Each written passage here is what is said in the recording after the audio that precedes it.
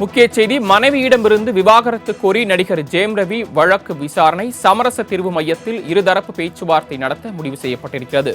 கூடுதல் விவரங்களை வழங்குவதற்காக செய்தியாளர் கிருஷ்ணமூர்த்தி இணைப்பில் காத்திருக்கிறார். கிருஷ்ணமூர்த்தி, விவரங்கள். வணக்கம்.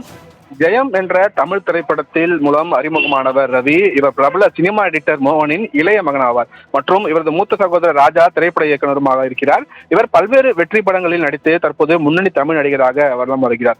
சுஜாதா விஜயகுமார் இவர் சினிமா மற்றும் சீரியல் தயாரிப்பாளரின் மகளான ஆர்த்தியை ஜெயம் ரவி காதலித்து கடந்த 2009ஆம் ஆண்டு திருமணம் செய்து கொண்டார். ஜெயம் ரவி, ஆர்த்தி ரவி ஒரு தம்பதியருக்கு 2 மகன்கள் உள்ளார்கள்.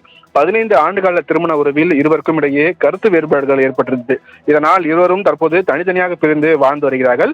இந்த நிலையில் தனது மனைவி ஆர்த்தியுடனான திருமண வாழ்வில் இருந்து விலகுவதாக ரவி அண்மையில் அறிவித்திருந்தார். இந்த நிலையில் மனைவியிடமிருந்து விவாகரத்து கேட்டு ஜெயம் ரவி சென்னை குடும்ப நல நீதிமன்றத்தில் மனு தாக்கல் செய்திருக்கிறார். அதில் தனது மனைவியிடமிருந்து விவாகரத்து வழங்க வேண்டும் என்றும் 2009ஆம் ஆண்டு பதிவு செய்த தங்கள் திருமண பதிவை ரத்து செய்ய வேண்டும் என்றும் அந்த மனைவி அவர் கோரியிருக்கிறார்.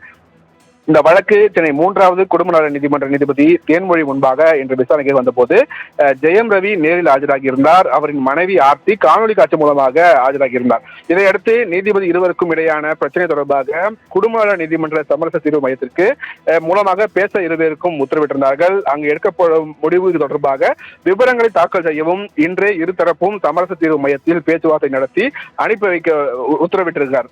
சரவணன், தாங்கள் வழங்கிய தகவல்களுக்கு நன்றி கிருஷ்ணமூர்த்தி.